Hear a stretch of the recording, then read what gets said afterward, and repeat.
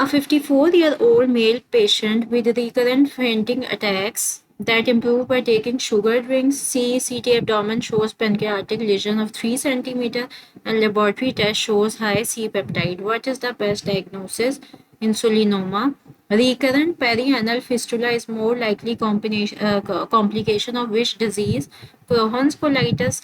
Lesion of which of the following part of visual system is affected when patient develops sudden homonymous hemianopia, that is optic tract. A young male sustained a road traffic accident. He is complaining of severe pain around the groin. X-ray of pelvis shows an open book fracture. What do you think is the first priority of management in primary survey, circulation, or control of hemorrhage?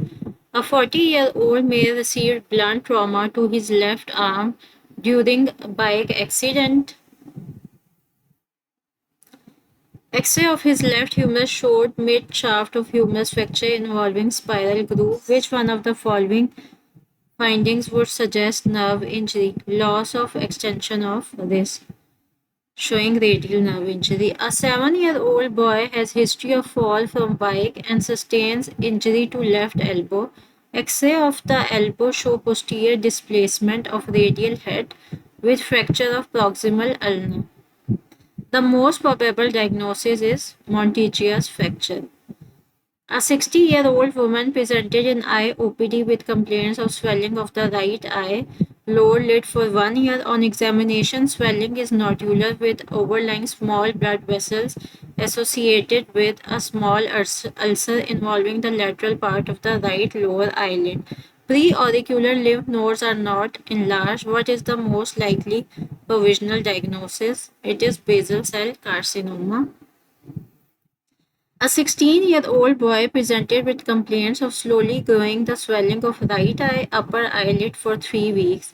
On examination, skin over swelling is normal, peanut size, non-tender and mobile. What is the most likely provisional diagnosis? Lesion.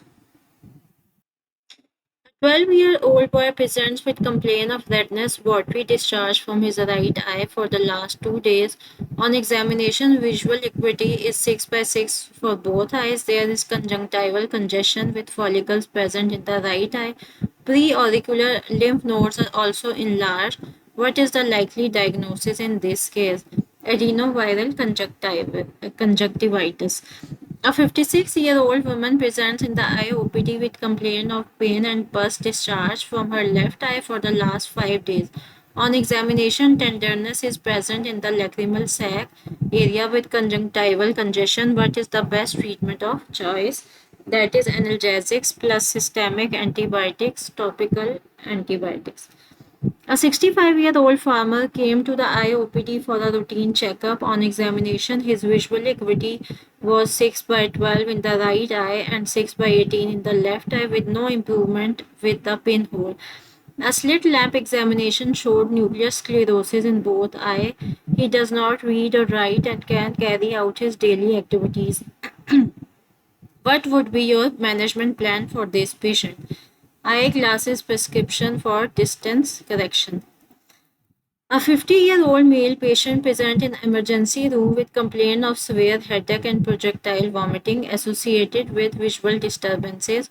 On examination, visual acuity, both eyes 6 by 6. Fundus examination shows bilateral hyperemia, swelling with blurred vision. Which clinical test will confirm your diagnosis? That is digital tonometry. A 2-year-old child has presented with pallor. His blood complete picture show HB 6 gram per deciliter, TLC 3000, platelets 1 lakh, MCV is 110, while MCH is 32. What is the most likely reason for anemia in this child? Vitamin B12. An immunocompromised patient need vaccination. Doctor has recommended not to give live vaccine. Which vaccine would you omit from his chart? OPV. A mother wants to know about the measles vaccination schedule. What is the recommended schedule according to EPI? 9 months and 15 months. A full term baby has presented with fits on first day of his life. He is otherwise well with no history of fever or birth asphyxia. His mother gives history of gestational diabetes. What is the most likely reason for fits in this child? Hypoglycemia. A mother has brought her 3-day-old baby to emergency with complaints of yellowish discoloration of skin up to the face. The baby is otherwise active and taking feed normally. Mother's blood group is A positive. What can be the most likely cause of jaundice in this baby? Physiological jaundice.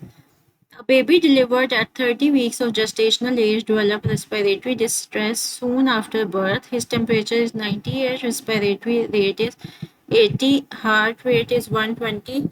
On auscultation, chest is bilaterally clear, heart sounds are audible with no added sound. What is the most likely diagnosis? Respiratory distress syndrome. A 4-year-old boy is brought to pediatric outpatient department with fever and cough. Child is febrile and has a respiratory rate of 48 breaths per minute. There is no lower chest indrawing or wheeze. No chest indrawing shows that it is not severe pneumonia, so we don't need to admit the child. What is the most appropriate treatment plan for this patient? Oral antibiotic, paracetamol, and cough syrup. It's a bit confusing because we can also give home remedies for cough. A 3-year-old boy presented in OPD with complaints of swelling in the right knee joint for 1 day. There is no history of fever or trauma. The mother gives history of prolonged bleeding after circumcision. There is history of repeated joint swelling in elder brother and paternal uncle.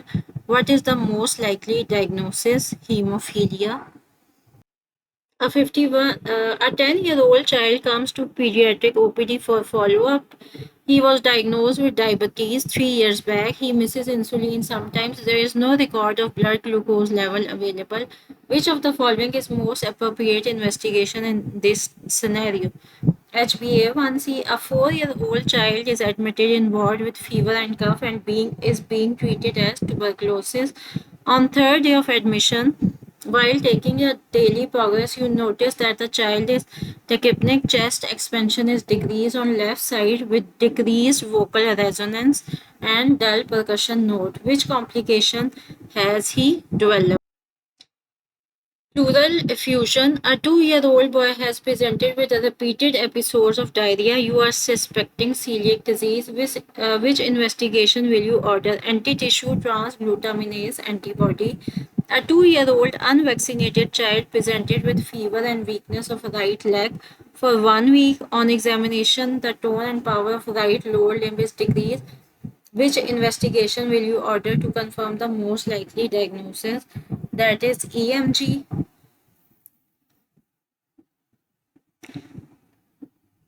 A 10-month-old unvaccinated infant presents with fever, cough, coryza with bulk and loose stools. On examination, he is febrile with congested eyes.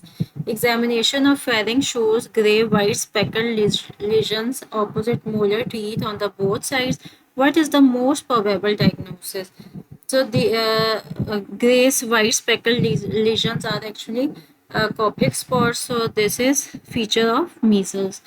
A 5-year-old child comes to OPD with sudden onset of petechial rash on body with no other systemic illness. On examination, he has petechial rash on abdomen and few bruises on his legs. His blood CP shows TLC 6700, HB 11.5, platelets 25,000. What is the first line treatment that you will consider in this patient? It's steroids. A 9-month-old child is brought in pediatrics OPD with complaint of marked pallor. On examination, she has mild hepatosplenomegaly. Her morphology showed microcytic hypochromic anemia with no abnormal cells. Her serum ferritin is within normal range.